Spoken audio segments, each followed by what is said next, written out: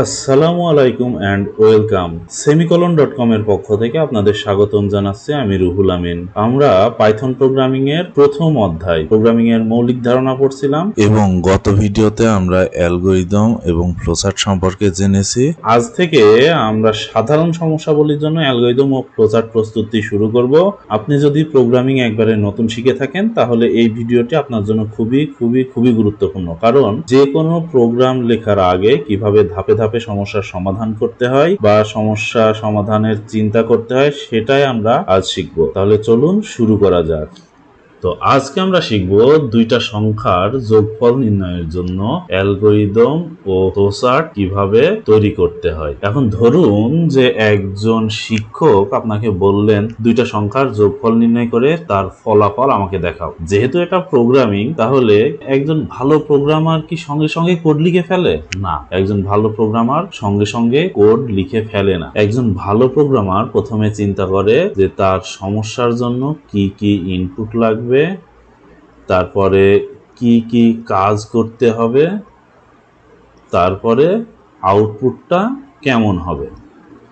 এই যে চিন্তা করা যে ইনপুট, তারপর কি কাজ করতে হবে, তারপরে আউটপুট, এই চিন্তা করাটাকেই বলা হয় হচ্ছে অ্যালগরিদম। এবং এই চিন্তাটাকে যখন একটা চিত্রের মাধ্যমে প্রকাশ করা হবে সেটাকে বলা হয় হচ্ছে ফ্লোচার্ট। আমাদের এই সমস্যাটা খুবই সহজ একটা সমস্যা।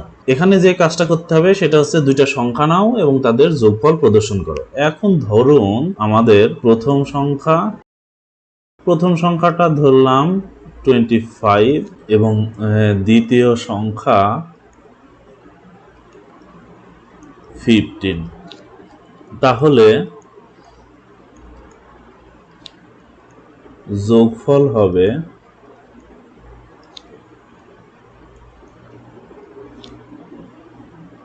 25 প্লাস 15 ইকুয়াল 40। এখন আমরা দেখব এই সমস্যার অ্যালগরিদম আসলে কিভাবে লেখা যায়। দেখুন যে একটি অ্যালগরিদম লিখতে হলে প্রথমে আমাদের অ্যালগরিদমটা শুরু করতে হয়, অর্থাৎ স্টার্ট করতে হয়। স্টার্ট করার পর আমাদের এখন এই যে আমরা যেই কাজগুলো এখানে বললাম যে অ্যালগরিদম তৈরি করার সময় আমাদের ইনপুট লাগে, তাহলে দেখেন যে এখানে আমাদের কি কাজ করতে হবে, দুইটা সংখ্যার যোগফল যেহেতু নির্ণয় করতে হবে, তাহলে এখানে আমাদের দুইটা সংখ্যাকে কি ইনপুট নিতে হবে। সো ইনপুট দুইটা সংখ্যা ধরলাম, একটা সংখ্যা এ এবং একটা সংখ্যা বি। তো ইনপুট নেওয়া হয়ে গেল। ইনপুট নেওয়ার পরে আমার কি দেখতে হবে যে এখানে আসলে আমার প্রবলেমটার কি কাজ। সো এখানে 3 নাম্বার স্টেপের ভিতরে আমরা বললাম যে ক্যালকুলেট সাম নামের আমরা একটা ভেরিয়েবল ধরলাম, চলো সেই ভেরিয়েবলের ভেতরে বললাম যে এ আর বি এর মান যোগ করে রেখে দাও।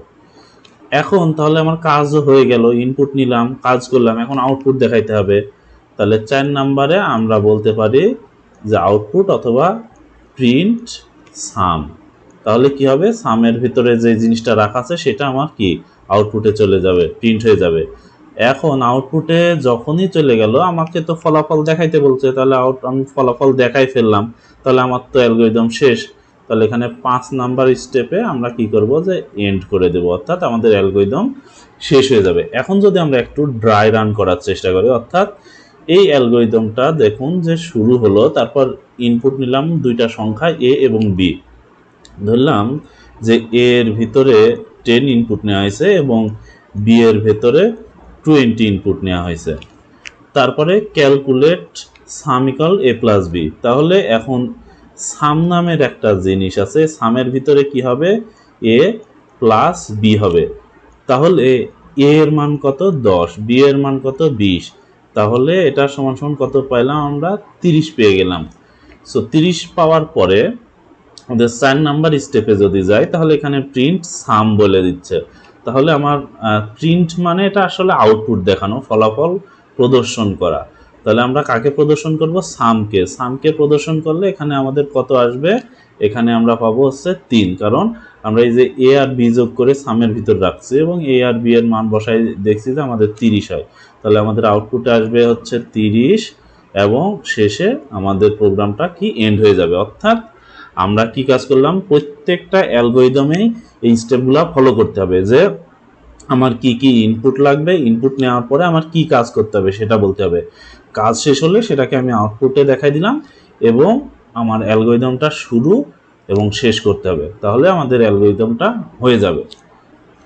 আচ্ছা, দেখুন যে এই যে এই অ্যালগরিদমটা এটা আমাদের বইতে লেখা আছে এবং এই অ্যালগরিদমগুলো কিছুক্ষণ আগে আমরা লিখেছি। এটার সঙ্গে আমাদের বইয়ের অ্যালগরিদমের মিল আছে কিনা সেটা আমরা দেখার চেষ্টা করি। তো আমরা প্রথম ধাপে কি বললাম যে প্রথম ধাপে প্রোগ্রাম শুরু করতে হবে। আমি ফার্স্টেই বলেছি যে অ্যালগরিদমকে শুরু করতে হয় এবং শেষ করতে হয়। তাহলে আমরা অ্যালগরিদম শুরু করলাম, তারপরে কি কাজ করতে হবে, সংখ্যা দুটি অর্থাৎ ভেরিয়েবল এ এবং বি এর মান গ্রহণ করতে হবে বা ইনপুট নিতে হবে। আমরা জেনেছি যে অ্যালগরিদম ডিজাইন করতে হলে প্রথমে আমাদের কি কি ইনপুট আছে সেগুলো জানতে হবে। সো আমরা দ্বিতীয় ধাপে ইনপুটগুলো বলে দিলাম। তারপর তৃতীয় ধাপে কি কাজ করলাম যে আমাদের কি কাজ করতে হবে, আসল ঘটনাটা কি, বা এখানে ফর্মুলাটা অ্যাপ্লাই করতে হবে। তাহলে তৃতীয় ধাপে আমরা কি পেলাম যে সাম ইকুয়াল এ প্লাস বি নির্ণয়, অর্থাৎ সাম নামের আমাদের একটা ভেরিয়েবল আছে যার ভিতরে এ এবং বি এর মান যোগ করে আমরা রেখে দিব। তারপর 4 নাম্বার ধাপে যেহেতু আমার 3 নাম্বার ধাপে সব হিসাব ক্যালকুলেশন করা শেষ, তাহলে 4 নাম্বার ধাপে আমরা কি করব, ফলাফল আউটপুটে প্রদান করে দিব। অর্থাৎ আমাদেরকে যে বলা হয়েছে যে ফলাফল প্রদর্শন করো, সেটাকে আমরা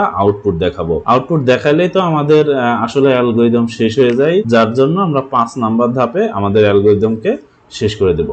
এভাবে আমরা দুইটি সংখ্যার যোগফলের অ্যালগরিদম লিখতে পারি। তো এতক্ষণ আমি আপনাদের দুইটা সংখ্যার যোগফল নির্ণয় করার অ্যালগরিদম শিখালাম। এখন যদি আপনাদেরকে আমি কয়েকটা টাস্ক দেই, আর সেটা হচ্ছে যে দুইটা সংখ্যার বিয়োগফল নির্ণয় করার জন্য যদি একটি অ্যালগরিদম নির্ণয় করতে পারলি, বা দুইটা সংখ্যার গুণফল নির্ণয় করার জন্য যদি অ্যালগরিদম লিখতে বলা হয়, বা দুইটা সংখ্যার ভাগফল নির্ণয় করার জন্য যদি দুইটা অ্যালগরিদম লিখতে বলা হয়, তাহলে কি পারা যাবে কি যাবে না, একটু চিন্তা করুন, তাহলে হয়ে যাবে। যে আমরা কি বলেছিলাম যে আমাদের অ্যালগরিদম ডিজাইন করতে হলে বা অ্যালগরিদম লিখতে হলে প্রথমে আমাদের দেখতে হয় ইনপুট, তারপরে কি কাজ করতে হবে সেটা, তারপরে আউটপুট। তো দেখুন যে দুইটা সংখ্যার বিয়োগফল নির্ণয় করতে হবে, তাহলে আমার দুইটা সংখ্যা ইনপুট নিতে হবে। তো এখানে বিয়োগফলের জন্য আমরা কি লিখতে পারি, যে এই যে 3 নাম্বার স্টেপটাতে আমরা বিয়োগফলের জন্য এভাবে লিখতে পারি সাব, অর্থাৎ সাবট্রাকশন ইকুয়াল এ মাইনাস বি। গুণফল নির্ণয় করার ক্ষেত্রে আমাদের এই 3 নাম্বার স্টেপের জায়গায় আমাদের লিখতে পারি কি মাল, অর্থাৎ মাল্টিপ্লিকেশন এ গুণ বি। এবং ভাগফলের জন্য আমরা এখানে লিখতে পারি DIV, division a divided by b. এইভাবে আমরা বিয়োগ ফল, গুণফল, ভাগফলের জন্য অ্যালগরিদম লিখে ফেলতে পারি। শুধুমাত্র আমাদের এই যে এই স্টেপটা আমরা স্টার্ট করলাম, ইনপুট নিলাম, ইনপুটের পরে আমাদের যে হিসাব নিকাশটা করতে হবে বা যে ক্যালকুলেশন করতে হবে সেইটা করে দিলেই আমাদের অ্যালগরিদমটাও হয়ে যাবে। এখন যদি আমরা এই অ্যালগরিদমের ফ্লোচার্ট দেখার চেষ্টা করি, এইটা হলো আমাদের দুইটা সংখ্যা যোগফল নির্ণয় করার ফ্লোচার্ট। আমরা ফ্লোচার্টের সংজ্ঞাতে দেখেছিলাম যে ফ্লোচার্ট আসলে কিছুই না, ফ্লোচার্ট হচ্ছে আমাদের অ্যালগরিদমের চিত্রভিত্তিক রূপ। তাহলে আমরা যদি অ্যালগরিদমটাকে ফ্লোচার্টে কনভার্ট করার চেষ্টা করি, আমরা পাই যে অ্যালগরিদমে প্রোগ্রাম শুরু করতে হয়, তাহলে আমাদের ফ্লোচার্টও শুরু হয় স্টার্ট দিয়ে। এখন এই যে আমাদের ফ্লোচার্টটা শুরু করলাম, এই ফ্লোচার্টটা আমাদের এই ওভাল বা উপবৃত্ত দিয়ে শুরু হয় এবং এই সেম চিহ্ন দিয়ে আবার কি আমাদের ফ্লোচার্ট শেষ হয়ে যায়। এর মাঝখানে যে কাজগুলো থাকে, এই যে ইনপুট গ্রহণ করার জন্য আমাদের ফ্লোচার্টের যে প্রতীক সেটা হচ্ছে সামান্তরিক। এই যে সামান্তরিকের ভেতরে আমরা ইনপুট এ বি লিখেছি, তারপরে আমার যে মেইন ক্যালকুলেশন অর্থাৎ কি করতে হবে সেই কাজটা। তো আমি ইনপুট নিয়ে নেওয়ার পরে আমার তো আসল কাজ করতে হবে, কারণ আমার যে যা ইনপুট প্রয়োজন ইনপুট নিয়ে নিলাম, তারপর দুইটা সংখ্যার যোগফল নির্ণয় করব। সো যোগফল নির্ণয় করার জন্য আমরা এখানে রেক্ট্যাঙ্গেল চিহ্ন ব্যবহার করি, অর্থাৎ আমাদের প্রসেসিং এর জন্য রেক্ট্যাঙ্গেল চিহ্ন ব্যবহার করতে হয় এবং শেষে আউটপুট দেখানোর জন্য সামান্তরিক ব্যবহার করতে হয়। তো এই ছিল আমাদের দুইটা সংখ্যা যোগফল নির্ণয় করার অ্যালগরিদম এবং ফ্লোচার্ট। আশা করি বুঝতে পেরেছেন। ধন্যবাদ।